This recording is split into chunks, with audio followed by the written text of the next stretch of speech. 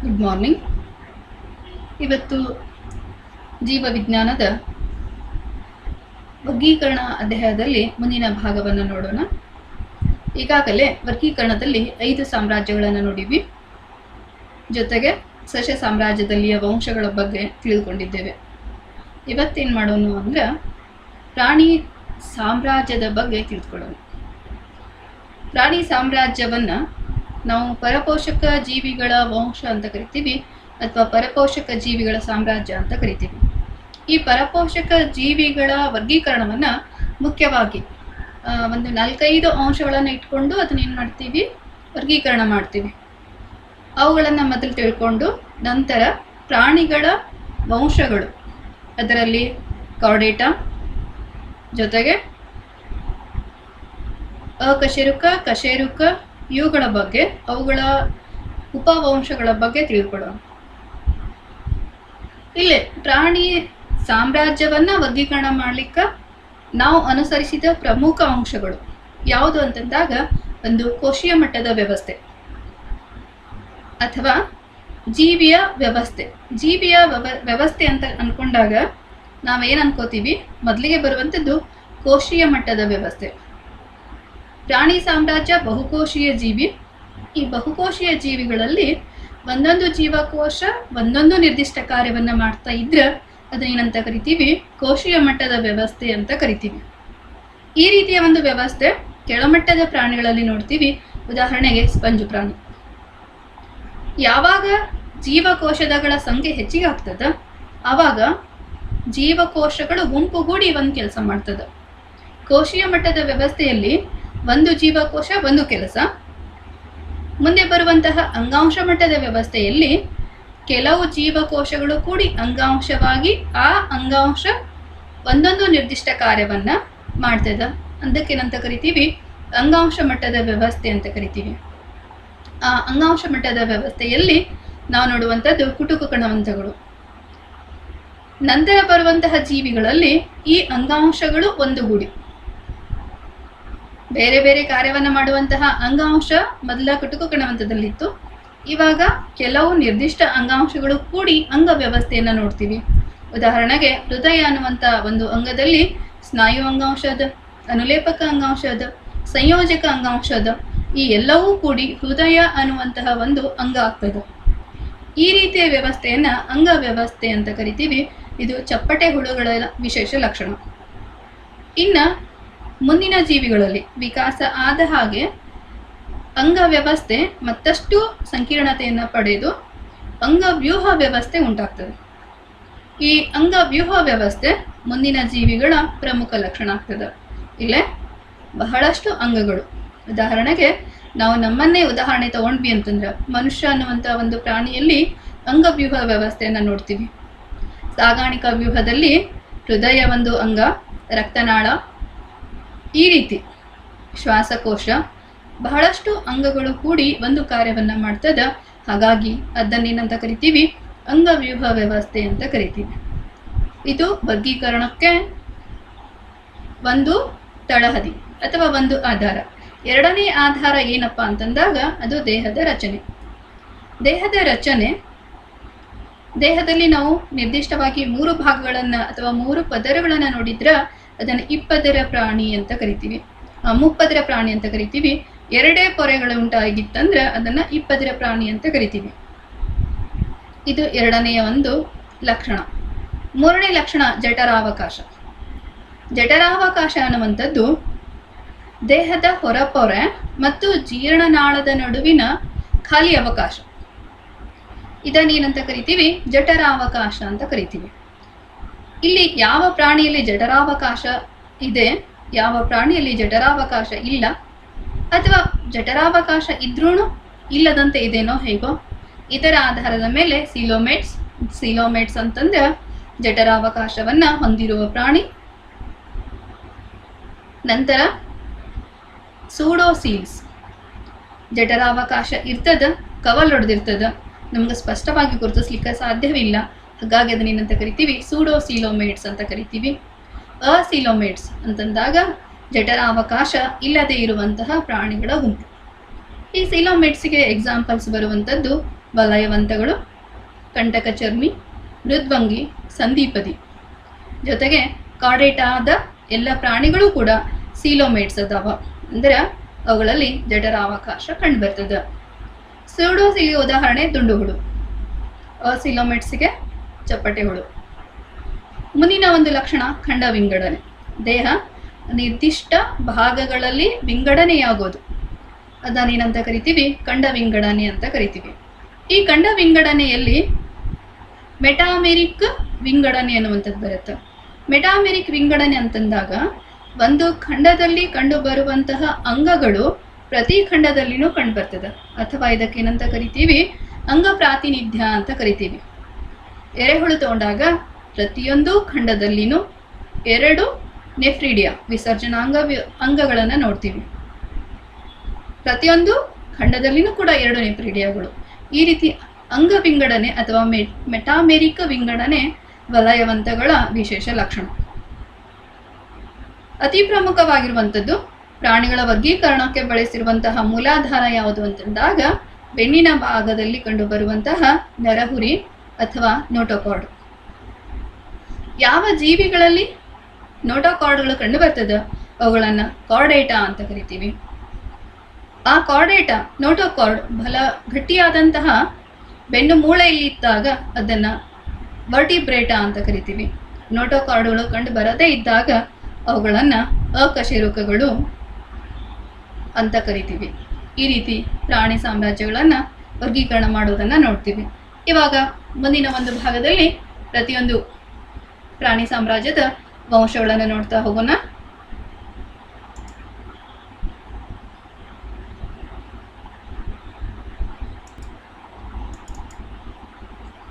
ಪ್ರಾಣಿ ಸಾಮ್ರಾಜ್ಯ ಬರುವಂಥದ್ದು ಸ್ಪಂಜು ಪ್ರಾಣಿ.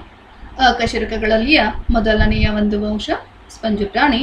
ಇದರ ದೇಹ ಸ್ಪಂಜಿನಂತೆ ಇರೋದ್ರಿಂದ ಇದಕ್ಕೆ ಸ್ಪಾಂಜಸ್ ಅಥವಾ ಸ್ಪಂಜು ಪ್ರಾಣಿ ಅಂತ ಕರೆದ್ರು. ಈ ದೇಹದ ರಚನೆಯನ್ನು ನೋಡಿದಾಗ, ಈ ಜೀವಿಗಳ ದೇಹದ ರಚನೆಯನ್ನು ನೋಡಿದಾಗ ಯಾವುದೇ ವಿಧದ ಸಮಮಿತಿ ಕಂಡುಬರುವುದಿಲ್ಲ. ಸಮಮಿತಿ ಅಂತಂದಾಗ ಜೀವಿಯನ್ನ ಇಬ್ಬಾಗ ಮಾಡಿದಾಗ, ಲಂಬವಾಗಿ ಅಥವಾ ಸಮತಲದಲ್ಲಿ ಇಬ್ಬಾಗ ಮಾಡಿದಾಗ 2 ಸಮಭಾಗಗಳು ಆಗ್ತಿತ್ತು ಅಂತಂದ್ರೆ ಅದನ್ನ ಸಮಮಿತಿ ಅಂತ ಕರಿತೀವಿ. ಈ ರೀತಿ ಸಮಮಿತಿ ಕಂಡುಬರೋದಿಲ್ಲ. ಉದಾಹರಣೆಗೆ ನಾವು ನೋಡ್ಬೇಕಾದಾಗ, ಇದು ಒಂದು ಜೀವಿ ಅಂತ ಅರ್ಥ ಮಾಡ್ಕೊಂಡಿವಿ ಅಂತಂದಾಗ, ಈ ಜೀವಿಯನ್ನ ನಾವು ಇದನ್ನೇನು ಮಾಡ್ಬೋದು? ಈ ರೀತಿ ಲಂಬವಾಗಿ ಕಟ್ ಮಾಡಿದ್ರು 2 ಸಮಭಾಗಗಳು, ಸಮಾಂತರವಾಗಿ ಕಟ್ ಮಾಡಿದ್ರು ಏನು ಮಾಡ್ತೀವಿ? 2 ಸಮಭಾಗಗಳನ್ನು ತಗೊಳ್ತೀವಿ. ಯಾವಾಗ ಜೀವಿಯ ದೇಹ ಈ ರೀತಿ ಇದ್ದಾಗ.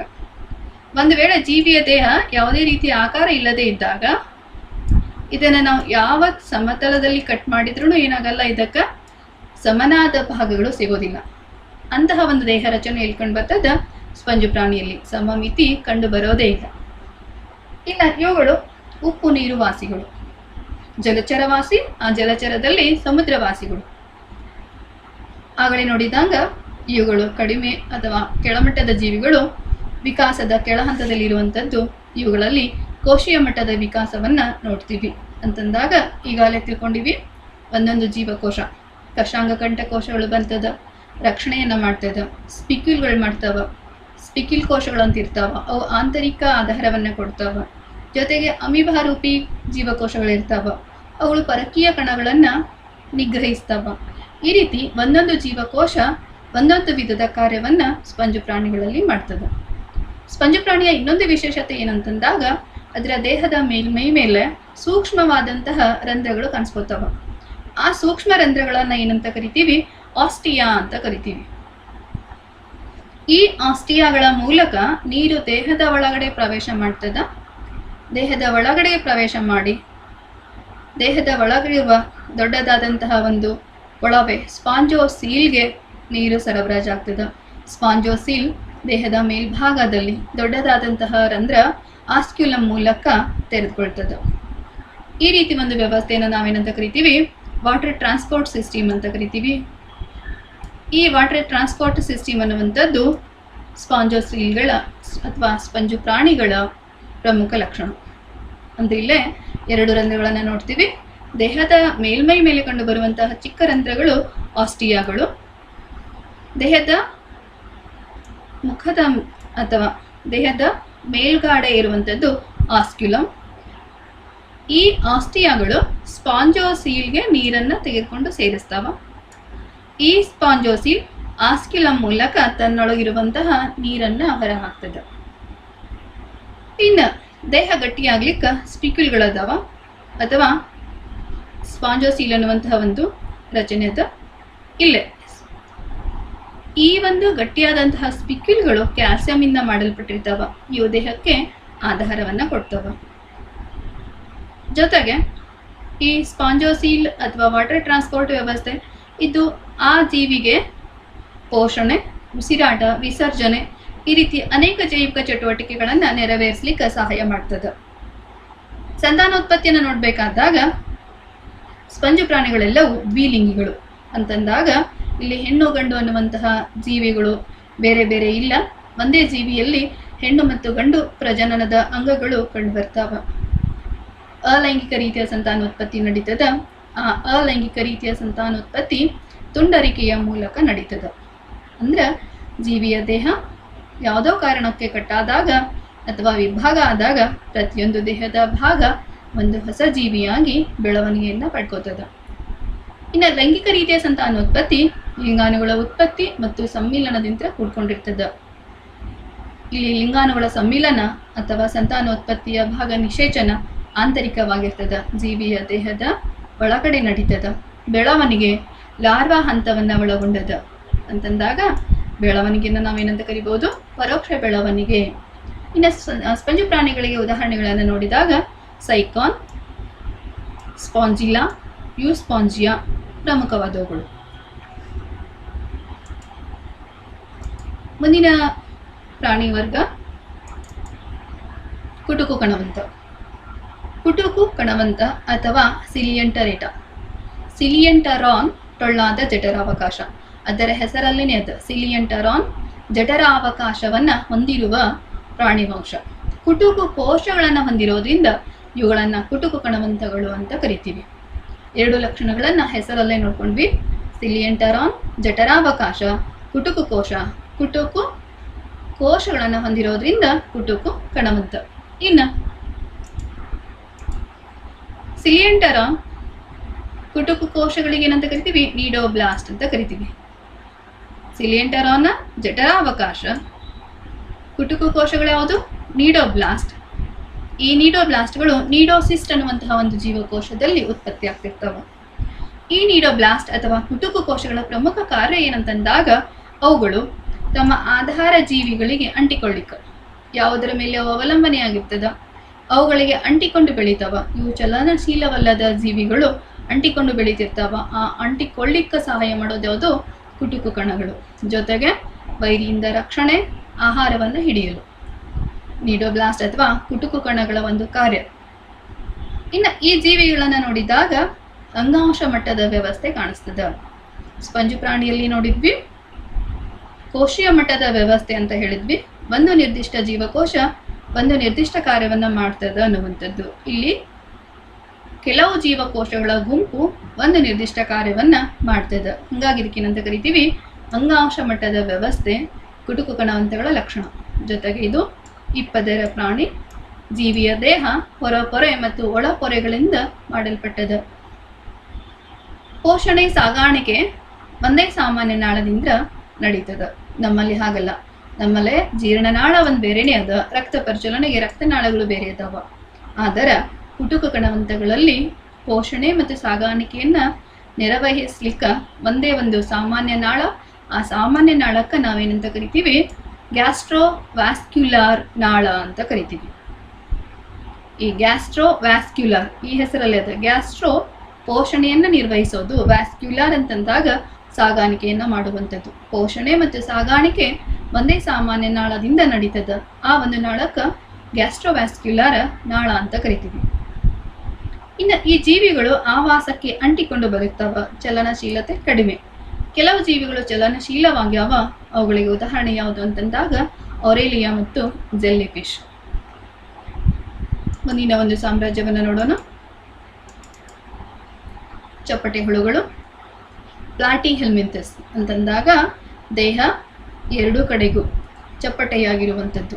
ಯಾವ ರೀತಿ ನಾವು ಸ್ವಲ್ಪ ಹಿಟ್ಟನ್ನು ಅಂಗೈಯಲ್ಲಿಟ್ಟು ಒತ್ತಿದಾಗ ಚಪ್ಪಟೆಯಾದಂತಹ ರಚನೆಯನ್ನು ನೋಡ್ತೀವಿ. ಆ ರೀತಿ ಈ ಜೀವಿಗಳ ದೇಹದ ರಚನೆಯಾಗಿರ್ತದ. ಹಾಗಾಗಿ ಇವಕ್ಕೆ ಏನಂತ ಕರಿತೀವಿ? ಚಪ್ಪಟೆ ಹುಳು ಅಂತ ಕರಿತೀವಿ. ಈ ಜೀವಿಯ ವಿಶೇಷ ಲಕ್ಷಣ ದ್ವಿಪಾರ್ಶ್ವ ಸಮಮಿತಿ. ದ್ವಿಪಾರ್ಶ್ವ ಸಮಮಿತಿ ಅಂತಂದಾಗ ಜೀವಿಯ ದೇಹವನ್ನ ನಾವು ಲಂಬವಾಗಿ 2 ಭಾಗವನ್ನ ಮಾಡಿದಾಗ ಇಲ್ಲಿ ಏನು ಭಾಗಗಳು ಕಂಡು ಬರ್ತಾವ, ಈ ಕಡೆ ಕಂಡು ಬರುವಂತಹ ಭಾಗಗಳು ಈ ಕಡೆನೂ ಕಂಡು ಬರ್ತದೆ. ಉದಾಹರಣೆಗೆ ನಮ್ಮನೆ ನಾವು ತಗೊಳ್ಬಹುದು, ದ್ವಿಪಾರ್ಶ್ವ ಸಮಮಿತಿ ನಮ್ಮಲ್ಲಿನೂ ಕೂಡ ಕಂಡು ಬರುತ್ತೆ. ಜೊತೆಗೆ ಇವುಗಳು ಮುಪ್ಪದೆಯ ಪ್ರಾಣಿಗಳು ಅಂತಂದಾಗ ದೇಹವು ಹೊರಪೊರೆ, ಒಳಪೊರೆ, ಇವುಗಳ ಮಧ್ಯೆ ಮತ್ತೊಂದು ಪೊರೆ ಬರ್ತದೆ. ಅದಕ್ಕೆ ಮೀಸೋಡರ್ಮ್ ಅಂತ ಕರಿತೀವಿ. ಯಾವುದು? ಹೊರಗಡೆ ಇರುವಂಥದ್ದು ಎಕ್ಸೋಡರ್ಮ್, ಒಳಗಡೆ ಇರುವಂಥದ್ದು ಎಂಡೋಡರ್ಮ್, ಮಧ್ಯದಲ್ಲಿ ಮೀಸೋಡರ್ಮ್ ಅಂತ ಬರುತ್ತೆ. ಈ ರೀತಿ ದೇಹವು 3 ಪೊರೆಗಳಿಂದ ನಿರ್ಮಾಣ ಆಗಿತ್ತು ಅಂದರೆ ಅದನ್ನೇನಂತ ಕರಿತೀವಿ? ಮುಪ್ಪದರ ಪ್ರಾಣಿ ಅಂತ ಕರಿತೀವಿ. ಇನ್ನು ವಿಶೇಷತೆ ಏನು ಅಂತಂದಾಗ ಸಿಲಿಯಂಟರಾನ್ ಅನ್ನು ಹೊಂದಿತ್ತು, ಟೊಳ್ಳಾದ ಜಠರಾವಕಾಶವನ್ನು ಹೊಂದಿತ್ತು. ಆದರೆ ಇಲ್ಲಿ ಚಪ್ಪಟೆ ಹುಳುಗಳಲ್ಲಿ ದೇಹಾಂತರಾವಕಾಶ ಕಂಡುಬರೋದಿಲ್ಲ. ಹಾಗಾಗಿ ಇವುಗಳನ್ನು ಏನಂತ ಕರಿಬಹುದು? ಅಸಿಲೋಮೇಟ್ಸ್ ಅಂತ ಕರಿಬಹುದು. ಇನ್ನು ಇಂಪಾರ್ಟೆಂಟ್ ಕ್ವಶನ್ಸ್ ಏನಪ್ಪಾ ಅಂತಂದಾಗ ಇದರ ಒಂದು ವಿಸರ್ಜನೆ ನಡೆಯುವಂಥದ್ದು ಜ್ವಾಲಾಕೋಶ. ಇದನ್ನು ನಾವು ನೆನ್ಪಿಟ್ಕೋಬೇಕಾಗ್ತದ. ನಮ್ಮ ಒಂದು ಪರೀಕ್ಷೆಗೆ ಜಾಸ್ತಿ ಕೇಳುವಂತಹದ್ದು ಜ್ವಾಲಾಕೋಶ. ವಿಶೇಷವಾದಂತಹ ರಚನೆ, ವಿಸರ್ಜನೆಯ ಕಾರ್ಯಕ್ಕಾಗಿಯೇ ರಚಿತವಾಗಿರುವಂತಹ ಅಂಗ. ಇನ್ನು ಅಲ್ಲೇ ಕುಟುಕು ಕಣಗಳಲ್ಲಿ ಅಂಗಾಂಶ ಮಟ್ಟದ ವ್ಯವಸ್ಥೆ ನೋಡಿದ್ವಿ. ಚಪ್ಪಟೆ ಹುಳುಗಳಲ್ಲಿ ಯಾವ್ದು ನೋಡ್ತಾ ಇದ್ದೀವಿ? ಅಂಗ ವ್ಯವಸ್ಥೆಯನ್ನು ನೋಡ್ತೀವಿ. ಅಂಗಾಂಶಗಳು ಕೂಡಿ ಅಂಗಗಳಾಗಿರುವಂಥದ್ದಕ್ಕೊಂದು ಬೆಸ್ಟ್ ಎಕ್ಸಾಂಪಲ್ ನೋಡುತ್ತಿದ್ದೀವಿ. ಯಾವ್ದು ನೋಡ್ಲಿಕ್ಕತ್ತೀವಿಲ್ಲ? ಜ್ವಾಲಾಕೋಶ ಅನ್ನುವಂಥದ್ದು ವಿಸರ್ಜನಾಂಗ. ಇನ್ನು ಇವುಗಳ ಆವಾಸ ನೋಡಿದಾಗ ಕೆಲವು ಜೀವಿಗಳು ಸ್ವತಂತ್ರ ಜೀವಿಗಳದಾವ, ಇನ್ನೂ ಕೆಲವು ಏನಾಗ್ಯಾವ? ಪರಾವಲಂಬಿಗಳಾಗ್ಯಾವ. ಸ್ವತಂತ್ರ ಜೀವಿಗಳಿಗೆ ಉದಾಹರಣೆ ಯಾವುದು ಅಂತಂದಾಗ ಪ್ಲೆನೇರಿಯಾ. ಸ್ವತಂತ್ರ ಜೀವಿಗಳಿಗೆ ಉದಾಹರಣೆ ಯಾವುದು ಅಂದಾಗ ಪ್ಲೆನೇರಿಯಾ. ಈ ಪ್ಲೆನೇರಿಯಾದ ಒಂದು ವಿಶೇಷತೆ ಏನಂತಂದಾಗ ಪುನರುತ್ಪಾದನೆಯನ್ನ ಮಾಡ್ತದ. ಪುನರುತ್ಪಾದನೆ ಅಂತಂದಾಗ ಇದು ಏನಾದರೂ ಒಂದು ಭಾಗ ಕಟ್ಟಾಯಿತು ಅಂದ್ರೆ ಆ ಒಂದು ಚಿಕ್ಕ ಭಾಗದಿಂದಾನೇ ಮತ್ತೊಂದು ಹೊಸ ಜೀವಿ ಉತ್ಪಾದನೆ ಆಗುವಂಥದ್ದು. ಅದಕ್ಕೇನಂತ ಕರಿತೀವಿ? ಪುನರುತ್ಪಾದನೆ ಅಂತ ಕರಿತೀವಿ. ಇನ್ನು ಪರಾವಲಂಬಿ ಜೀವಿಗಳಿಗೆ ಉದಾಹರಣೆ ಟೇಪ್ ವರ್ಮ್, ಲಿವರ್ ಫ್ಲೂಕ್. ಮಾನವನ ಲಿವರಲ್ಲಿ ಕಂಡು ಬರುವಂಥದ್ದು, ಸಣ್ಣ ಕರಳಿನಲ್ಲಿ ಕಂಡು ಬರುವಂಥದ್ದು ಟೇಪ್ ವರ್ಮ್. ಇನ್ನು ಪರಾವಲಂಬಿಗಳ ಚಪ್ಪಟೆ ಹುಳುಗಳಿಗೆ ವಿಶೇಷತೆ ಏನು? ಅದು ಯಾವ ಜೀವಿಯ ದೇಹದಲ್ಲಿರ್ತದ ಆ ಜೀವಿಯ ದೇಹಕ್ಕೆ ಅಂಟ್ಕೊಳ್ಳಿಕ್ಕ ಹುಕ್ಕು ಮತ್ತು ಹೀರು ಬಟ್ಟಲುಗಳನ್ನು ಹೊಂದದ. ಹೀರು ಬಟ್ಟಲು ಪರಾವಲಂಬಿ ಜೀವಿಯಿಂದ ಆಹಾರ ವಸ್ತುವನ್ನು ಹೀರ್ಕೊಳ್ಳಿಕ್ಕೆ ಸಹಾಯ ಮಾಡಿದ್ರೆ ಹುಕ್ಕುಗಳು ಆ ಜೀವಿಗೆ ಅಂಟಿಕೊಂಡು ಇರ್ಲಿಕ್ಕೆ ಸಹಾಯ ಮಾಡ್ತದ. ಇನ್ನು ಸಂತಾನೋತ್ಪತ್ತಿಯ ವಿಷಯಕ್ಕೆ ಬಂದಾಗ ಇವುಗಳು ದ್ವಿಲಿಂಗಿಗಳು. ಗಂಡು ಮತ್ತು ಹೆಣ್ಣು ಒಂದೇ ಜೀವಿಯ ದೇಹದಲ್ಲಿ ಇರ್ತದ. ಜೊತೆಗೆ ನಿಷೇಚನ ಆಂತರಿಕವಾಗಿರ್ತದ, ಬೆಳವಣಿಗೆ ಪರೋಕ್ಷವಾಗಿರ್ತದ, ಲಾರ್ವಾ ಹಂತವನ್ನು ಒಳಗೊಂಡಿರ್ತದ. ಇದಿಷ್ಟು ಚಪ್ಪಳೆ ಹುಳುಗಳಿದ್ದು. ನಂತರ ಬರುವಂತಹ ಒಂದು ವಂಶ ದುಂಡುಹುಳು. ಈ ದುಂಡುಹುಳುಗಳು ರೈತನ ಮಿತ್ರ ಎನ್ನುವಂತಹ ದುಂಡುಹುಳುಗಳು. ಈ ದುಂಡುಹುಳುಗಳು ಅಂಗವ್ಯವಸ್ಥೆಯನ್ನು ಪಡ್ಕೊಂಡವ. ಅಂದ್ರೆ ಒಂದು ನಿರ್ದಿಷ್ಟ ಕಾರ್ಯನ ಮಾಡ್ಲಿಕ್ಕೆ ಅಂಗವ್ಯವಸ್ಥೆ. ದ್ವಿಪಾರ್ಶ್ವ ಸಮಮಿತಿ ಆಗಲೇ ನೋಡಿವಿ. 2 ಸಮ ಭಾಗಗಳನ್ನು ಮಾಡೋದು. ಮುಪ್ಪದರ ಪ್ರಾಣಿ ಈಗಾಗಲೇ ಇವತ್ತು ಲಕ್ಷಣ ತಿಳ್ಕೊಂಡಿವಿ. ಕೇವಲ ನೆನ್ಪಿಟ್ಕೋತಾ ಹೋಗೋನು. ಸೂಡೋಸಿಲೋಮೇಟ್ ಅಂತಂದಾಗ ಇವುಗಳಲ್ಲಿ ಜಠರಾವಕಾಶ ಕಂಡು ಬರ್ತದೆ. ಜಠರಾವಕಾಶ ಏನಾಗಿರ್ತದೆ? ಕವಲೊಡೆದಿರ್ತದೆ. ಜೀರ್ಣನಾಳವು ಪೂರ್ಣವಾಗಿದೆ ಅಂತಂದಾಗ ಜೀರ್ಣನಾಳವು ಬಾಯಿ ಮತ್ತು ಗುದದ್ವಾರವನ್ನು ಹೊಂದಿರ್ತದೆ. ಏಕಲಿಂಗಿ, ಇಲ್ಲಿಂದ ಸ್ಟಾರ್ಟ್ ಆಯಿತು ಸಂತಾನೋತ್ಪತ್ತಿಯ ಒಂದು ವಿಕಾಸ. ಇಲ್ಲಿವರೆಗೂ ನಾವು ನೋಡಿದ್ದು ದ್ವಿಲಿಂಗಿಗಳು. ಹೆಣ್ಣು ಮತ್ತು ಗಂಡು ಜೀವಿಯ ಅಥವಾ ಪ್ರಯೋಜನನ ಅಂಗಗಳು ಒಂದೇ ಜೀವಿಯಲ್ಲಿ ಇರ್ತಿದ್ದು, ದುಂಡು ಹುಳುಗಳಿಂದ ಏನಾಯ್ತು? ಏಕಲಿಂಗಿಗಳು ಕಾಣಿಸ್ಕೊಳ್ಳಿಕ್ಕತ್ತು. ಇಲ್ಲಿ ಗಂಡು ದುಂಡುಹುಳು ಮತ್ತು ಹೆಣ್ಣು ದುಂಡುಹುಳುಗಳನ್ನು ನಾವು ಗುರುತಿಸ್ಲಿಕ್ಕೆ ಸಾಧ್ಯ ಅದ. ನಿಷೇಚನ ಆಂತರಿಕವಾಗಿರ್ತದ. ಬೆಳವಣಿಗೆ ನೇರ ಅಥವಾ ಪರೋಕ್ಷ. ನೇರ ಅಂತಂದಾಗ ಹುಟ್ಟಿದ ಒಂದು ಜೀವಿ ಸಾಯುವವರೆಗೂ ಒಂದೇ ರೀತಿಯ ದೇಹ ರಚನೆಯನ್ನು ಪಡೆದುಕೊಂಡಿರ್ತದ. ಅಥವಾ ಪರೋಕ್ಷ ಅಂತಂದಾಗ ಲಾರ್ವಾ ಅನ್ನುವಂತಹ ಒಂದು ಹಂತ ಬರ್ತದೆ. ಹುಟ್ಟಿದ ಜೀವಿ, ಲಾರ್ವಾ ಹಂತ ಜೊತೆಗೆ ಪ್ರೌಢಜೀವಿ 3 ಬೇರೆ ಬೇರೆ ದೇಹ ರಚನೆಯನ್ನ ಪಡ್ಕೊಂಡಿರ್ತಾವ. ನಂತರ ಇವಕ್ಕೆ ಕೆಲವು ಉದಾಹರಣೆ: ಅಸ್ಕ್ಯಾರಿಸ್, ಇದು ಜಂತು ಹುಳು, ಮಾನವನ ಹೊಟ್ಟೆಯಲ್ಲಿ ನೋವನ್ನು ಉಂಟು ಮಾಡುವಂತಹ ಒಂದು ಹುಳು, ಜಂತು ಹುಳು. ಆನೆಕಾಲು ರೋಗವನ್ನು ಉಂಟು ಮಾಡುವಂಥದ್ದು. ಇವಿಷ್ಟು ದುಂಡು ಹುಳುಗಳ ಪರಾವಲಂಬಿ ಜೀವಿಗಳನ್ನು ನೋಡಿದ್ವಿ.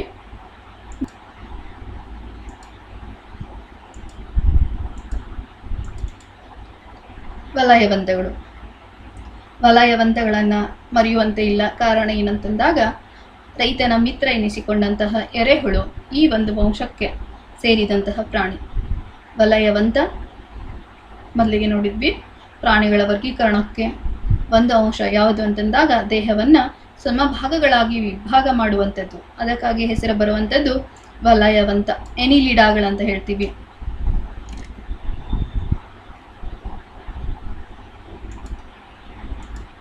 ಏನಿದು ಎನಿಲಿಡ?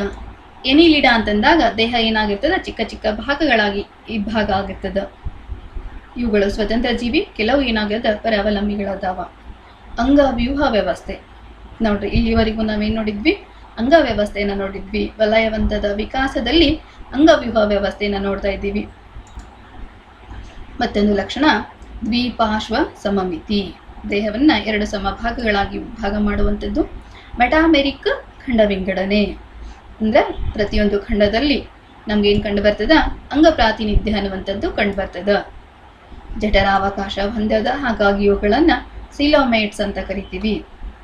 ವಿಶೇಷತೆ ಏನಂತಂದಾಗ, ಕೆಲವು ವಲಯವಂತಗಳಲ್ಲಿ ಚಲನೆಯ ಅಂಗಗಳದಾವ. ಉದಾಹರಣೆಗೆ ನಾವೇನು ಜರಿ ಅಂತ ಕರಿತೀವಲ್ಲ, ಆ ಜೀವಿಯಲ್ಲಿ ಪ್ಯಾರಾಪೋಡಿಯಾ ಅನ್ನುವಂತಹ ಚಿಕ್ಕದಾದಂಥ ಚಲನಾಂಗಗಳು ಕಂಡುಬರ್ತಾವ. ಮುಚ್ಚಿದ ರಕ್ತ ಪರಿಚಲನೆ ಏನಪ್ಪ ಅಂತಂದಾಗ, ರಕ್ತವು ರಕ್ತನಾಳಗಳಲ್ಲಿ ಹರಿತದ, ಹಾಗಾಗಿ ಇದಕ್ಕೇನಂತ ಕರಿತೀವಿ? ಮುಚ್ಚಿದ ರಕ್ತ ಪರಿಚಲನೆ. ರಕ್ತವು ಒಂದು ತೆರೆದ ಕೋಣೆಯಲ್ಲಿ ರಕ್ತನಾಳ ಇಲ್ಲದೇನೆ ಇದ್ದಾಗ ಅದನ್ನು ತೆರೆದ ರಕ್ತ ಪರಿಚಲನೆ ಅಂತ ಕರಿತೀವಿ. ಅದು ಮುಂದೆ ಬರುವಂತಹ ಪ್ರಾಣಿವಂಶ ಸಂಧಿಪದಿಗಳ ವಿಶೇಷ ಲಕ್ಷಣ. ಇಲ್ಲಿ ವಲಯವಂತಗಳ ಪ್ರಮುಖ ಲಕ್ಷಣ ಏನಂತಂದಾಗ, ಇದು ಮುಚ್ಚಿದ ರೀತಿಯ ರಕ್ತ ಪರಿಚಲನೆ. ರಕ್ತನಾಳದಲ್ಲಿ ರಕ್ತ ಹರಿತದ. ರಕ್ತನಾಳಗಳು ದೇಹದ ಬೆನ್ನಿನ ಭಾಗದಲ್ಲಿ ಅಥವಾ ಹಿಂಭಾಗದಲ್ಲಿ ಇರ್ತದ. ಇನ್ನು ವಲಯವಂತಗಳ ಅಂಗ ವ್ಯವಸ್ಥೆಯಲ್ಲಿ ನೆಪ್ರಿಡಿಯಾಗಳು ಪ್ರಮುಖ ಅಂಗಗಳು. ಈ ಅಂಗಗಳು ಏನು ಮಾಡ್ತದ? ವಿಸರ್ಜನಾಂಗವನ್ನು ಮಾಡ್ತದ. ನರಮಂಡಲ ವ್ಯವಸ್ಥೆ ಅನ್ನುವಂಥದ್ದು ಬಂತು. ನಾವು ಹೇಳಿದ್ವಿ ಅಂಗವ್ಯೂಹ ವ್ಯವಸ್ಥೆ ಅನ್ನುವಂಥದ್ದು. ಆ ಅಂಗವ್ಯೂಹ ವ್ಯವಸ್ಥೆಗೆ ಒಂದು ಉದಾಹರಣೆಯಾಗಿ ನರಮಂಡಲ ವ್ಯವಸ್ಥೆಯನ್ನು ನೋಡ್ತಾ ಇದ್ದೀವಿ. ನರಮಂಡಲ ವ್ಯವಸ್ಥೆಯಲ್ಲಿ ಉಂಗುರಾಕಾರದ ಗ್ಯಾಂಗ್ಲಿಯಾಗಳು ಕಂಡು ಬರ್ತದ. ನಂತರ ನರಹುರಿ ಕಂಡು ಬರ್ತದ, ಜೊತೆಗೆ ನರಗಳು ಕಂಡು ಬರ್ತಾವ. ಇನ್ನು ಪ್ರಮುಖ ಉದಾಹರಣೆಯನ್ನು ನೋಡಿದಾಗ ನೆರಿಸ್ ಅಂತಂದಾಗ ಜರಿ, ಎರೆಹುಳು, ಸ್ವತಂತ್ರವಾದಂತಹ ವಲಯವಂತ, ಪರಾವಲಂಬಿ ವಲಯವಂತ ಜಿಗಣಿ ಅಥವಾ ಲೀಚ್ ಅಂತ ಕರಿತೀವಿ. ಈ ಲೀಚ್ ಅನ್ನುವಂಥದ್ದು ರಕ್ತವನ್ನು ಹೀರ್ಕೊಳ್ತದ. ಮಾನವನ ಮೇಲೆ ಅಂಟಿಕೊಳ್ಳುವಂತಹ ಪರಾವಲಂಬಿ ಪ್ರಾಣಿ. ಇದು ಜಾಸ್ತಿ ಮಳೆಯಾಗುವಂತಹ ದಟ್ಟ ಅರಣ್ಯದಲ್ಲಿ ಜಾಸ್ತಿ ಕಂಡು ಬರ್ತದ. ಇದು ಒಂದ್ಸತಿ ನಮ್ಮ ಕಾಲಿಗೆ ಅಂಟ್ಕೊಂಡಾಗ ತನ್ನ ಹೊಟ್ಟೆ ತುಂಬುವಷ್ಟು ರಕ್ತವನ್ನು ಹೀರಿಕೊಂಡು ಉದುರು ಬೀಳ್ತದೆ. ಈ ರೀತಿಯ ಒಂದು ಪರಾವಲಂಬಿ. ಇದನ್ನು ಕೆಲವು ಸಂದರ್ಭದಲ್ಲಿ ವೈದ್ಯಕೀಯ ಚಿಕಿತ್ಸೆಗೆ ಬಳಸ್ತೀವಿ. ಏನಂತಂದಾಗ ಹಾವು ಕಚ್ಚಿದಾಗ ವಿಷವನ್ನು ಹೊರತೆಗಿಲಿಕ್ಕೆ ಜಿಗಣಿಯನ್ನು ವೈದ್ಯಕೀಯವಾಗಿ ಬಳಸುವಂಥ ಒಂದು ಪದ್ಧತಿ ಕಂಡುಬರ್ತದೆ.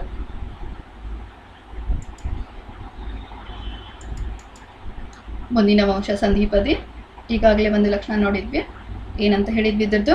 ಸಂಧಿಪದಿದು ತೆರೆದ ರೀತಿಯ ರಕ್ತ ಪರಿಚಲನೆ ಅಂತಂದಿದ್ವಾಗಳ. ಅದ್ರ ಜೊತೆಗೆ ಇತರ ಲಕ್ಷಣಗಳನ್ನು ನೋಡ್ಕೊತಾ ಹೋಗೋಣ. ಇದರ ವಿಶೇಷತೆ ಏನಂತಂದಾಗ, ಇದನ್ನ ಕಾಸ್ಮೋಪಾಲಿಟನ್ ಇನ್ಹ್ಯಾಬಿಟ್ಯಾಟ್ ಅಂತ ಕರಿತೀವಿ. ಹಿಂಗಂದ್ರೆ ಏನು ಅಂತಂದಾಗ, ಇದು ಎಲ್ಲ ವಿಧದ ಆವಾಸಗಳಿಗೆ ಹೊಂದಿಕೊಂಡು ಬದುಕುವಂತಹ ಪ್ರಾಣಿವಂಶ. ಹಾಗಾಗಿ ಅತಿ ದೊಡ್ಡದಾದಂತಹ ಪ್ರಾಣಿವಂಶ. ಇದರಲ್ಲಿ ಬಹಳಷ್ಟು ಪ್ರಭೇದಗಳನ್ನು ನಾವು ನೋಡ್ತೀವಿ. ಒಂದು ಅಂದಾಜಿನಲ್ಲಿ ನಾವು ಇಲ್ಲಿವರೆಗೂ ಗುರುತಿಸಿದ ಪ್ರಾಣಿಗಳಲ್ಲಿ, ಒಟ್ಟಾರೆ ಜೀವಿಗಳಲ್ಲಿ 2/3 ಅಂತಂದಾಗ 2/3 ವಂಶದ ಪ್ರಾಣಿಗಳು ಈ ಗುಂಪಿಗೆ ಸೇರ್ತಾವ. ಇಲ್ಲಿ ಅಂಗ ವ್ಯವಸ್ಥೆಯನ್ನು ನೋಡ್ತೀವಿ. ಸಂಧಿಪದಿಗಳಲ್ಲಿ ದ್ವಿಪಾರ್ಶ್ವ ಸಮಮಿತಿ, ದೇಹವನ್ನು 2 ಭಾಗಗಳಾಗಿ ಮಾಡುವಂಥದ್ದು. ಮುಪ್ಪದರ ಪ್ರಾಣಿ ಈಗಾಗಲೇ ನೋಡಿದ್ದೀವಿ. ಹೊರಪೊರೆ, ಮಧ್ಯದ ಪೊರೆ ಮತ್ತು ಒಳಪೊರೆ. ಜೊತೆಗೆ ವಲಯವಂತೆಗಳ ತರಹ ಇದರಲ್ಲಿನೂ ಕೂಡ ಏನಾಗ್ತದೆ, ನಮ್ಮ ಕಂಡು ಬರುವಂಥದ್ದು ಖಂಡ ವಿಂಗಡಣೆ ಕಂಡು ಬರ್ತದೆ. ದೇಹವು ಖಂಡಗಳಿಂದ ಮಾಡಲ್ಪಟ್ಟಿರ್ತದೆ. ರಕ್ತ ಪರಿಚಲನೆಯ ವಿಷಯಕ್ಕೆ ಬಂದಾಗ ವಲಯವಂತಗಳಲ್ಲಿ ಮುಚ್ಚಿದ ರೀತಿಯ ರಕ್ತ ಪರಿಚಲನೆ, ಇದರಲ್ಲಿ ತೆರೆದ ರೀತಿಯ ರಕ್ತ ಪರಿಚಲನೆ. ಇನ್ನೊಂದು ವಿಶೇಷತೆ, ರಕ್ತದಲ್ಲಿ ಹಿಮೋಗ್ಲೋಬಿನ್ ಇರೋದಿಲ್ಲ, ಹಾಗಾಗಿ ರಕ್ತ ವರ್ಣರಹಿತವಾಗಿರ್ತದೆ, ಬಿಳಿಯ ಬಣ್ಣದ ಜವವಾಗಿರ್ತದೆ. ಇದರಲ್ಲಿ ಹೃದಯ ಅನ್ನುವಂತಹ ಅಂಗ ಕಾಣಿಸ್ಕೊಳ್ತದೆ, ಪಾರ್ಶ್ವ ಹೃದಯ ಅಂತ ಕರಿತೀವಿ. ಇನ್ನು ಜಠರಾವಕಾಶ ಇರ್ತದ, ಆ ಜಠರಾವಕಾಶ ರಕ್ತದಿಂದ ತುಂಬಿಕೊಂಡಿರ್ತದೆ, ಹಾಗಾಗಿ ಅದಕ್ಕೆ ಏನಂತ ಕರಿತೀವಿ, ಹೀಮೋಸೀಲ್ ಅಂತ ಕರಿತೀವಿ. ನಿಮ್ಗಾಗಲೇ ಹೇಳಿದೆ, ರಕ್ತ ಏನಾಗುತ್ತದೆ, ಒಂದು ಕೋಣೆಯಲ್ಲಿ ತುಂಬಿಕೊಂಡಿರ್ತದ ಅಂತ. ಅದಕ್ಕೆ ತೆರೆದ ರೀತಿ ನಿರ್ದಿಷ್ಟವಾದಂತಹ ರಕ್ತನಾಳಗಳಲ್ಲಿ ಹರಿಯೋದಿಲ್ಲ. ಆ ಒಂದು ಕೋಣೆ ಯಾವುದಿಲ್ಲ, ಜಠರಾವಕಾಶ. ಆ ಜಠರಾವಕಾಶದಲ್ಲಿ ರಕ್ತ ತುಂಬಿಕೊಂಡಿರ್ತದೆ, ಹಾಗಾಗಿ ಅದಕ್ಕೆ ಏನಂತ ಕರಿತೀವಿ, ಇಲ್ಲೇ ಹೀಮೋಸೀಲ್ ಅಂತ ಕರಿತೀವಿ. ಇನ್ನು ಹೊರಕಂಕಾಲ ವ್ಯವಸ್ಥೆ, ದೇಹಕ್ಕೆ ರಕ್ಷಣೆಯನ್ನು ಕೊಡುವಂತಹ ಹೊರಗಿನ ಒಂದು ಕವಚ ಚಿಟಿನಿಂದ ಮಾಡಲ್ಪಟ್ಟಿರ್ತದೆ. ಇಲ್ಲಿ ಜ್ಞಾನೇಂದ್ರಿಯಗಳು, ಕೀಲು ಕಾಲುಗಳು, ಅದಕ್ಕಾಗಿನೇ ಇದ್ರ ಹೆಸರು ಆರ್ಥ್ರೋಪೋಡ ಅಂತಲೂ ಕರಿತೀವಿ, ಕೀಲ್ಗಾಲಿಗಳು ಅಂತಲೂ ಕರಿತೀವಿ. ನಂತರ ಈ ಕೀಲು ಕಾಲುಗಳು ಜೀವಿಗಳಿಗೆ ಸ್ಪರ್ಶ ಜ್ಞಾನವನ್ನು ಒದಗಿಸ್ತಾವ. ಉಸಿರಾಟ, ಕಿವಿರು, ಕುಪ್ಪಸ ಪುಸ್ತಿಕೆ, ಶ್ವಾಸನಾಳ, ಜೊತೆಗೆ ಬುಕ್ ಗಿಲ್ಸ್ ಅಂತ ಕರಿತೀವಿ, ಅಥವಾ ಕುಪ್ಪಸ ಕಿವಿರುಗಳು ಅಂತ. ಇವುಗಳಿಂದ ಉಸಿರಾಟದ ಕ್ರಿಯೆ ನಡೀತದೆ. ಜ್ಞಾನೇಂದ್ರಿಯಗಳಲ್ಲಿ ಈಗಾಗಲೇ ಸ್ಪರ್ಶೇಂದ್ರಿಯ ನೋಡಿದ್ವಿ, ಕೀಲು ಕಾಲು. ನಂತರ ಕುಡಿ ಮೀನ್ಸೆ ಸಂಯುಕ್ತ ಕಣ್ಣು, ಜ್ಞಾನೇಂದ್ರಿಯ ಅಂಗಗಳ ಒಂದು ರಚನೆಯನ್ನು ನೋಡ್ತೀವಿ. ಕುಡಿ ಮೀಸೆ ಕೂಡ ಸ್ಪರ್ಶ ಜ್ಞಾನವನ್ನು ಕೊಡುತ್ತೆ. ಇನ್ನೂ ಒಂದು ಕಣ್ಣುಗಳ ಒಂದು ರಚನೆಯನ್ನು ನೋಡ್ತೀವಿ, ಆ ಕಣ್ಣುಗಳು ಸಂಯುಕ್ತ ಕಣ್ಣು ಅಂತ ಕರಿತೀವಿ. ಹೀಗಂದ್ರೆ ಏನು ಅಂತಂದಾಗ, ಕಣ್ಣನ್ನು ನಾವು ಕೇವಲ 180 ಡಿಗ್ರಿ ಕೋನದಲ್ಲಿ ಮಾತ್ರ ನೋಡಬಹುದು ನಮ್ಮ ಕಣ್ಣಿನಿಂದ. ಆದರೆ ಈ ಸಂಧಿಪದಿಗಳು 360 ಡಿಗ್ರಿ ಕೋನದಲ್ಲಿ ಕೂಡ ತಮ್ಮ ಕಣ್ಣಿನ ಗುಡ್ಡೆಯನ್ನು ಹೊರಡಿಸ್ತಾವೆ. ನಿಮ್ಗೆ ಅನ್ಕೋತಿರ್ಬೋದು, ಸೊಳ್ಳೆಯನ್ನು ಹೊಡೆಯುವಾಗ ಯಾವ ಕಡೆಯಿಂದ ಕೈ ತೊಗೊಂಡು ಹೋದ್ರೆ ಅದು ಗೊತ್ತಾಗ್ತೈತಲ್ಲಪ್ಪ ಅಂತೇಳಿ. ಹೌದು, ಕಾರಣ ಏನು ಅಂತಂದಾಗ ಅವುಗಳ ಕಣ್ಣು ಏನಾಗಿರ್ತದೆ, 360 ಡಿಗ್ರಿಯಿಂದಾನು ಯಾವ ದಿಕ್ಕಿನಿಂದ ಏನು ಬರುತ್ತೆ ಅನ್ನುವಂಥದ್ದನ್ನು ಗುರುತಿಸ್ತದೆ. ಅಂತಹ ಕಣ್ಣುಗಳಿಗೆ ನಾವು ಕಂಪೌಂಡ್ ಐ ಅಥವಾ ಸಂಯುಕ್ತ ಕಣ್ಣು ಅಂತ ಕರಿತೀವಿ. ಇನ್ನು ಸಮತೋಲನದ ಒಂದು ಜ್ಞಾನೇಂದ್ರಿಯ ಸ್ಟ್ಯಾಟೋಸಿಸ್ಟ್, ವಿಸರ್ಜನೆ ನಡೆಸುವಂತಹ ಅಂಗ ಮಾಲ್ಪೀಸಿಯನ್ ನಳಿಕೆ. ಇವೆಲ್ಲವೂ ಏಕಲಿಂಗಿಗಳಾಗ್ಯಾವ. ಆಂತರಿಕ ನಿಷೇಚನ, ಮೊಟ್ಟೆ ಇಡುವ ಪ್ರಾಣಿ. ಮುಂದಿನ ವಂಶ ಮೃದ್ವಂಗಿ. ದೇಹವು ಮೃದುವಾಗಿರ್ತದೆ. ಆ ದೇಹ ಮೃದುವಾಗಿರೋದ್ರಿಂದ ಅದ್ರ ಮೇಲೆ ಗಟ್ಟಿಯಾದಂಥ ಒಂದು ಹೊದಿಕೆ ಬರ್ತದೆ. ಇದು ಸಂಧಿಪದಿಗಳ ನಂತರ ಎರಡನೇ ಅತಿ ದೊಡ್ಡ ಗುಂಪು. ಈ ಗುಂಪಿನ ವಿಶೇಷತೆ ಅಂಗವ್ಯೂಹ ವ್ಯವಸ್ಥೆಯನ್ನು ಹೊಂದಿದೆ. ಸಂಧಿಪದಿ ಅಂಗ ವ್ಯವಸ್ಥೆಯನ್ನು ಹೊಂದಿತ್ತು, ಇದು ಅಂಗವ್ಯೂಹ ವ್ಯವಸ್ಥೆಯನ್ನು ಹೊಂದಿದೆ. ದ್ವಿಪಾರ್ಶ್ವ ಸಮಮಿತಿ, ದೇಹವನ್ನು 2 ಭಾಗಗಳಾಗಿ ಮಾಡುವಂಥದ್ದು. ಮುಪ್ಪದರ ಪ್ರಾಣಿ, ಹೊರಪೊರೆ, ಒಳಪೊರೆ ಮತ್ತು ಮಧ್ಯದ ಪೊರೆ. ಕ್ಷೀಣಿಸಿದ ಜಠರಾವಕಾಶ, ಸ್ಪಷ್ಟವಾಗಿ ಜಠರಾವಕಾಶ ಕಂಡುಬರುವುದಿಲ್ಲ. ದೇಹವು ಸೆಲ್ದಿಂದ ಆವರಿಸಿದೆ.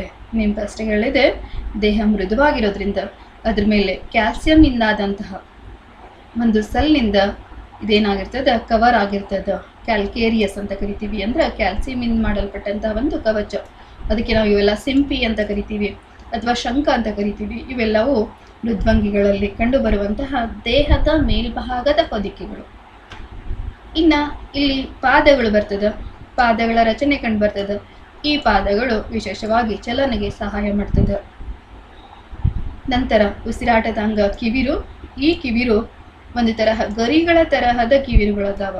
ಮೀನಿನಲ್ಲಿ ಇರುವಂತಹ ಕಿವಿರುಗಳೆಲ್ಲ ವಿಶೇಷವಾಗಿ ಗರಿಗಳ ತರಹ ರಚನೆಯನ್ನು ಹೊಂದಿದಂತಹ ಕಿವಿರುಗಳು ಮೃದ್ವಂಗಿಗಳಲ್ಲಿ ಕಂಡುಬರ್ತದೆ. ಆಹಾರ ಸೇವನೆಗೆ ಸಹಾಯ ಮಾಡುವ ಅಂಗ ರೆಡ್ಯುಲಾ. ಏಕಲಿಂಗಿಗಳಾಗ್ಯಾವ. ನೇರ ಬೆಳವಣಿಗೆ ಅಂದ್ರೆ ಲಾರ್ವಾ ಹಂತ ಇಲ್ಲ. ಮೊಟ್ಟೆ ಇಡುವ ಪ್ರಾಣಿ, ಉದಾಹರಣೆಗೆ ಪೈಲಾ ಪರ್ಲ್ ಅಥವಾ ಪರ್ಲ್ ಆಯಿಸ್ಟರ್. ಪೈಲಾ ಅನ್ನುವಂಥದ್ದು ಪರ್ಲ್ ಆಯಿಸ್ಟರ್ ಅನ್ನುವಂತಹ ಪ್ರಾಣಿ. ಇದನ್ನು ನಾವು ನೆನ್ಪಿಟ್ಕೋಬೇಕು, ಪರೀಕ್ಷಾ ದೃಷ್ಟಿಯಿಂದ ಇಂಪಾರ್ಟೆಂಟ್. ಕಾರಣ ಏನಂತಂದಾಗ, ಮುತ್ತುಗಳನ್ನು ಉತ್ಪತ್ತಿ ಮಾಡುವಂತಹ ಪ್ರಾಣಿ ಯಾವುದು ಅಂತಂದಾಗ ಅದು ಪರ್ಲ್ ಆಯಿಸ್ಟರ್ ಅಂತ ಕರಿತೀವಿ. ಜೊತೆಗೆ ಮೃದ್ವಂಗಿಗಳಿಗೆ ಕ್ಯಾಟಲ್ ಫಿಶ್, ನಾವು ಹೇಳುವಂಥದ್ದು ಸ್ನೇಶ್, ಬಸವನ ಹುಳು ಅಂತ ಕರಿತೀವಿ, ಶಂಕದ ಹುಳು ಅಂತ ಕರಿತೀವಿ. ಇವೆಲ್ಲವೂ ಇಲ್ಲಿ ಬರ್ತಾವ, ಮೃದ್ವಂಗಿಗಳಲ್ಲಿ ಬರ್ತಾವ.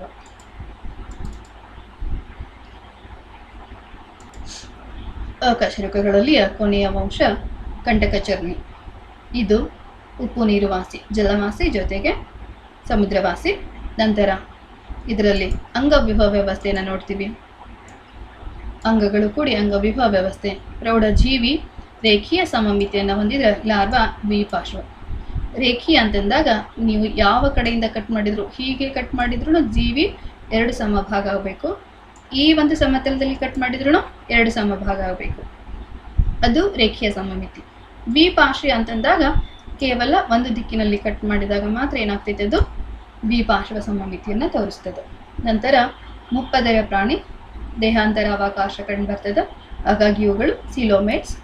ಕ್ಯಾಲ್ಸಿಯಂ ಕಾರ್ಬೋನೇಟಿನಿಂದಾದಂತಹ ಕಂಕಾಲ ವ್ಯವಸ್ಥೆ, ದೇಹಕ್ಕೆ ಆಧಾರ ಕೊಡುವಂತಹ ಕಂಕಾಲ ವ್ಯವಸ್ಥೆ ಇದರಿಂದ ಮಾಡಲ್ಪಟ್ಟದ. ಕ್ಯಾಲ್ಸಿಯಂ ಕಾರ್ಬೋನೇಟಿಂದ ಮಾಡಲ್ಪಟ್ಟದ. ಪೂರ್ಣಗೊಂಡ ಜೀರ್ಣಾಂಗ ವ್ಯೂಹ, ಬಾಯಿಯಿಂದ ಪ್ರಾರಂಭವಾಗಿ ಗುದದ್ವಾರವನ್ನು ಹೊಂದಿರುವಂತಹ ಪೂರ್ಣ ಜೀರ್ಣಾಂಗ ವ್ಯೂಹ ವ್ಯವಸ್ಥೆ. ಈ ಪ್ರಾಣಿಗಳ ವಿಶೇಷತೆ ಕಂಡುಬರುವಂಥದ್ದು ಜಲಪರಿಚಲನಾ ನಾಳ ವ್ಯವಸ್ಥೆ. ಈ ಜಲಪರಿಚಲನಾ ನಾಳ ವ್ಯವಸ್ಥೆಯಿಂದ ಚಲನೆಯನ್ನು ಮಾಡ್ತದ, ಆಹಾರ ಸೇವಿಸ್ತದ ಮತ್ತು ಆಹಾರವನ್ನು ಸಾಗಿಸ್ಲಿಕ್ಕೆ ಸಹಾಯ ಮಾಡ್ತದ. ಜೊತೆಗೆ ಉಸಿರಾಟ ಕ್ರಿಯೆ ಕೂಡ ಜಲಪರಿಚಲನಾ ವ್ಯವಸ್ಥೆಯಿಂದಾನೇ ನಡೀತದೆ. ಈ ಜಲಪರಿಚಲನಾ ವ್ಯವಸ್ಥೆ ಅಂದ್ರೆ ಏನು ಅಂತಂದಾಗ ಜೀವಿಯ ದೇಹದಲ್ಲಿ ನಾಳಗಳಲ್ಲಿ ನೀರು ಸರಬರಾಜು ಅಥವಾ ನೀರು ಚಲಿಸುವಂತಹ ವ್ಯವಸ್ಥೆ. ಜೀವಿಯ ದೇಹದಲ್ಲಿ ನೀರನ್ನ ಹರಿಯುವಂತಹ ನಾಳಗಳದಾವ. ಆ ನಾಳಗಳ ಮೂಲಕ ನೀರು ನಿರಂತರವಾಗಿ ಹರಿತಾ ಇರ್ತದೆ. ಅಂತಹ ಒಂದು ವ್ಯವಸ್ಥೆ ಜಲಪರಿಚಲನಾ ವ್ಯವಸ್ಥೆ. ಇಲ್ಲಿ ವಿಸರ್ಜನಾಂಗ ವ್ಯೂಹ ಇಲ್ಲ. ಕಾರಣ ಏನು? ಜಲಪರಿಚಲನಾ ವ್ಯವಸ್ಥೆಯ ಮೂಲಕ ತ್ಯಾಜ್ಯ ವಸ್ತುಗಳನ್ನು ಏನ್ ಮಾಡ್ತದೆ, ಅದು ಹೊರ ಹಾಕ್ತದ. ಸಂತಾನೋತ್ಪತ್ತಿ ನೋಡಿದಾಗ ಏಕಲಿಂಗಿ, ಪರೋಕ್ಷ ಬೆಳವಣಿಗೆ ಅಂದ್ರೆ ಲಾರ್ವಾ ಹಂತಗಳನ್ನು ನೋಡ್ತೀವಿ. ಇದಕ್ಕೆ ಪ್ರಮುಖ ಉದಾಹರಣೆಗಳು ನಕ್ಷತ್ರ ಮೀನು, ಎಕಿನಿಸ್ ಲಿಲಿ, ಜೊತೆಗೆ ಸಿ ಕುಕುಂಬರ್, ಬ್ರಿಟಲ್ ಸ್ಟಾರ್, ಇವುಗಳು ಪ್ರಮುಖವಾದಂತಹ ಉದಾಹರಣೆಗಳದಾವ. ಹೆಮಿಕಾರ್ಡೇಟಾ, ಇಲ್ಲಿಯವರೆಗೂ 8 ವಂಶಗಳು ಅಕಶೇರುಕಗಳಲ್ಲಿ ನೋಡಿದ್ವಿ. ಮೊದಲು ಕಾರ್ಡೇಟಾಗಳ ಗುಂಪಿನಲ್ಲಿ 4 ಗುಂಪುಗಳಲ್ಲಿ ಇದು ಒಂದಾಗಿತ್ತು. ಯಾವುದು? ಹೆಮಿಕಾರ್ಡೇಟಾ. ಕಾರ್ಡೇಟಾಗಳನ್ನು ಏನು ಮಾಡಿದ್ರು, 4 ವಂಶಗಳಲ್ಲಿ ವರ್ಗೀಕರಣ ಮಾಡಿದ್ರು. ಆ 4 ವಂಶಗಳಲ್ಲಿ ಹೆಮಿಕಾರ್ಡೇಟಾ ಕೂಡ ಒಂದಾಗಿತ್ತು. ಆದರೆ ಇತ್ತೀಚಿನ ವರ್ಗೀಕರಣದಲ್ಲಿ ಹೆಮಿಕಾರ್ಡೇಟಾನ ಅಕಶೇರುಕಗಳ 9ನೇ ಗುಂಪಾಗಿ ಸೇರಿಸಿದ್ದಾರೆ. ಇತರ ಪ್ರಮುಖ ಲಕ್ಷಣ ಅಂತಂದಾಗ ಉಪ್ಪು ನೀರುವಾಸಿ, ದ್ವಿಪಾರ್ಶ್ವ ಸಮಮಿತಿ, ಮುಪ್ಪದರ ಪ್ರಾಣಿ, ಜಠರಾವಕಾಶ ಹೊಂದಿದೆ, ತೆರೆದ ರೀತಿಯ ರಕ್ತ ಪರಿಚಲನೆ. ನಮಗಿದ್ರ ಅನುಭವ ಗೊತ್ತವ, ಇವತ್ತರ ಈ ಶಬ್ದಗಳ ಅರ್ಥ ಗೊತ್ತದ ನಮಗೀಗಾಗಲೇ. ತೆರೆದ ರೀತಿ, ಯಾವುದೇ ರೀತಿಯ ರಕ್ತನಾಳಗಳು ಕಂಡು ಬರೋದಿಲ್ಲ. ಉಸಿರಾಟದ ಅಂಗ ಕಿವಿರು. ನಮಗಿಲ್ಲಿ ವಿಶೇಷತೆ ಇರುವಂಥದ್ದು, ನಾವು ನೆನ್ಪಿಟ್ಕೋಬೇಕಾಗಿರುವಂಥದ್ದು ಯಾವುದಂತಂದಾಗ ಇದರ ವಿಸರ್ಜನೆ ನಡೆಯುವಂಥದ್ದು ಪ್ರೋಬೋಸಿಸ್ ಗ್ಲ್ಯಾಂಡ್ಗಳಿಂದ. ಹೆಮಿಕಾರ್ಡೇಟಾದ ಒಂದು ವಿಸರ್ಜನಾಂಗ ಯಾವುದು ಅಂತಂದಾಗ ಪ್ರೋಬೋಸಿಸ್ ಗ್ಲ್ಯಾಂಡ್ಗಳು. ಬಾಹ್ಯ ನಿಷೇಚನ ಬೆಳವಣಿಗೆ ಪರೋಕ್ಷವಾಗಿರ್ತದ ಅಂತಂದ್ರೆ ಲಾರ್ವಾ ಹಂತವನ್ನು ಒಳಗೊಂಡಿರ್ತದೆ. ಪ್ರಮುಖ ಉದಾಹರಣೆ ಬಲನೋಗ್ಲಾಸಸ್ ಜೊತೆಗೆ ಸಬ್ಕೋಗ್ಲಾಸಸ್. ಇಲ್ಲಿಗೆ ಅಕಶೇರುಕಗಳ 8 ವಂಶ ಜೊತೆಗೆ ಹೆಮಿಕಾರ್ಡೇಟಾದ ಬಗ್ಗೆ ತಿಳ್ಕೊಂಡಿದ್ದೀವಿ. ಮುಂದಿನ ಒಂದು ವಿಡಿಯೋದಲ್ಲಿ ಕಾರ್ಡೇಟಾದ ವಂಶಗಳನ್ನು, ಕಾರ್ಡೇಟಾದಲ್ಲಿ ಉಳಿದ 3 ವಂಶಗಳ ಒಂದು ಪರಿಚಯವನ್ನು ಮಾಡಿಕೊಳ್ಳೋಣ.